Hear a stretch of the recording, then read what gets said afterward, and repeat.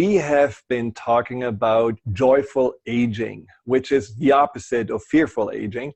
And Dr. Carla just talked about the radiance of joy, not the radiance of youthfulness and vibrancy, but the radiance of joy, which is completely without any age limits. We can do this with 100 and with 1 year old. So now the question is, what is joy in your definition? And how do we get to it? How can we radiate it out? So for me, I believe we are all, this is the image I work with. We are all born with a candle, a little votive candle of joy. We come out, we come into the world, and we have this beautiful little votive, and it's our light, and we radiate light, and we love babies because babies radiate this beautiful light. And you look at, that's joy. That's palpable, unadulterated joy. Unfortunately, we then put that little votive in the glass container of life. And if we were all raised in perfect situations with perfect parents, which didn't happen to me, there's a lot of challenge and difficulty in my background, and I share that when appropriate. But for people who think I have it, easy, it's not always easy. And so we have this beautiful little glass votive, but as life happens, dad is cruel, mom ignores us, brother is horrible to us, teacher is awful. We go through life and our poor little glass votive gets, the glass gets very sooty. Uh-oh, our light is dimming. And some of us, self-included, don't have the time or energy or even awareness to wipe off that soot. So we go through life just being the good person, doing what we're supposed to do, continuing to suffer from challenges and possible abuse. And the more abuse we suffer at the hands of others, the more soot comes up. But how do we get our joy back? So now this poor person is suffering from anxiety, chronic stress, depression, health issues. When we learn to slow it down, wipe off the soot.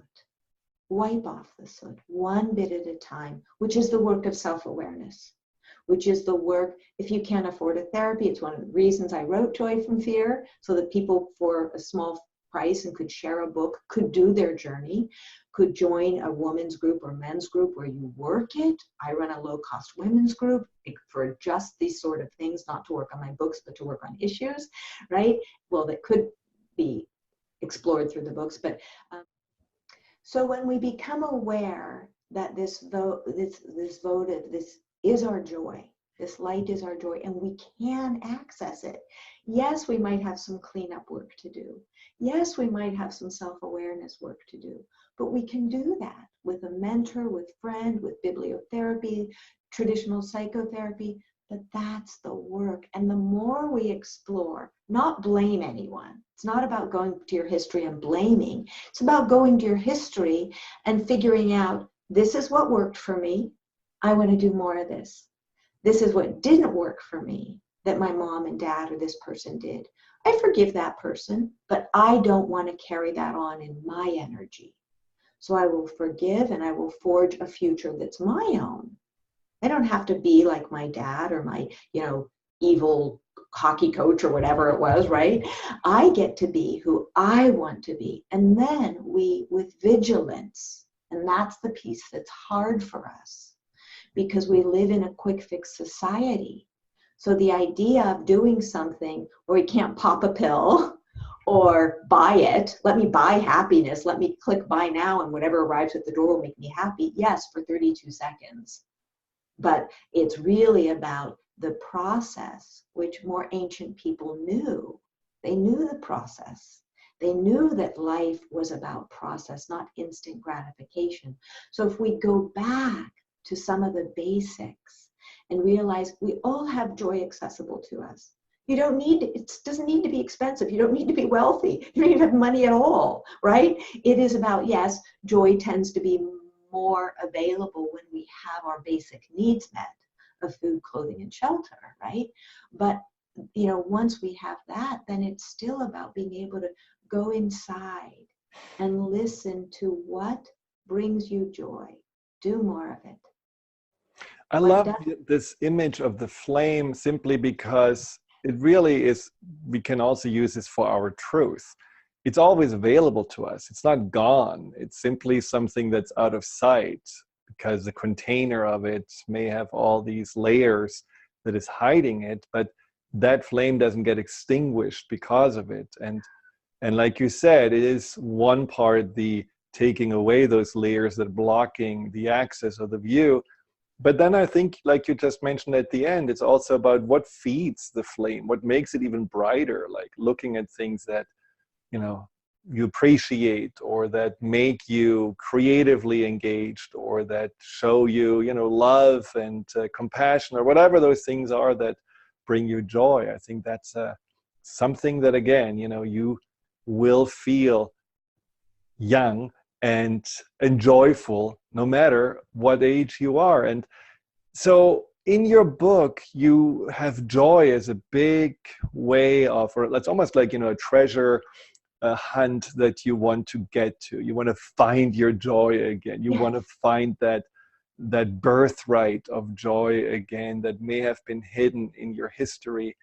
But then there are also wonderful ways. Like one of the things that I really appreciated was the power of regret and how we can actually really get also new leverage into how we approach our later years and doing things that we may have given up on. Like, you know, your younger clients or some of my clients that say, you know, now I'm 65, so I really have no plans, no goals, nothing that I'm looking forward to. It's basically just waiting at heaven's door until it's opening up. And so there's something that about this regret process really inspired me to think more about, and we have to think about this earlier. So can you talk a little bit more about that? Yes, I think that regret, like fear, has another side to it. It has a message. And so we often get stuck with, and I learned this technique actually by working with clients, that clients will come in and say, regret having not done this, regret having not done that. And I don't tend to live in regret. So it was a rather foreign concept for me. So I really had to investigate it. And what I realized is that if I had people dive into their regrets and really just get into the messiness, if I regret this, I regret that, and then they could acknowledge that, and then also realize the benefits that came out of what they didn't do.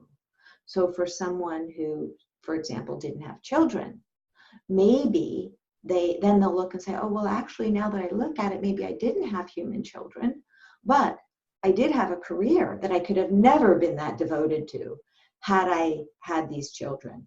And now I've started, you know, a youth, you know, agency or this or that, so that we can find ways to channel that regret. If it indeed is a hole where you just say, oh God, I still really wish I had had children. It's not too late. They don't have to be your biological children. There are so many children out there who need attention, where I was talking to someone the other day who went to the hospital and held the newborn babies, right? Who are not getting held, right? Because they're, you know, the parents are absent, so to speak. And so always finding that purpose, and that is one of the fears of aging, right? Is that we don't have purpose. Right. I hear people talk about decline, Yes. physical decline, what your 11-year-olds are saying, not being able to do what I want to do, and not having a purpose. And so I think if we really use our energy not to worry, because I was taught, and I love this idea, that worry is a form of prayer. And that if I am using my energy, I have this theory, I call it the 10-gallon of gas theory, that we all wake up with 10 gallons of gas. Some are high octane, some aren't, right? But what do we want to do with that gas? If I'm spending 3 gallons worrying, I'm now down to 7 gallons. If I spend, you know, another 3 gallons being angry at people, now I'm down to 4 gallons. So that if we worry, if we fret and don't take action, so if somebody is feeling as though they don't have purpose, find purpose. volunteer, plant a garden. And it doesn't have, again, it's not really connected to wealth or somebody's socioeconomic status. You don't have a lot of money, invite other women over to share a cup of tea, right? And it is about connection. It is about friendship. It is about feeling valuable, creating purpose. All of that brings joy. It also, talking about ways to create more joy, I believe, and this is how I live, right? And it doesn't cost money. I wake up every morning, I'm singing a song, I go to the kitchen, I'm doing my gratitudes, I make a cup of tea. You can make a cup of hot water. I'd be just as happy with a cup of hot water, right? I listen to Louis Armstrong sing It's a Wonderful World. I do what I need to do. I'm meditating as I'm going, and I'm being grateful. But we must first be appreciative to be grateful. And I'm really big on appreciating people and being in a place of appreciation. Otherwise, we look around us and we don't see the beauty of everything. We see the peeling paint, not the fact that we have a wall that keeps us safe. And we learn to look for the defects, the wrinkles around the eye, rather than the fact that I have eyes. Well, that's exactly where I feel, your book is such a great help, because it shifts the focus. It shifts the focus from the expectations of what should remain forever to being more open to the things that we ignore and just overlook, and they can be equally fulfilling and can equally bring us to a place of joy, and also I think an identity that is switching from being this person who has a career or this young person who is always up for everything to an identity of someone, like you said, the crown, that is more wise and more appreciative. When we come back, we talk about other important topics about aging. For example, aging in relationships that also can be really challenging in that regard.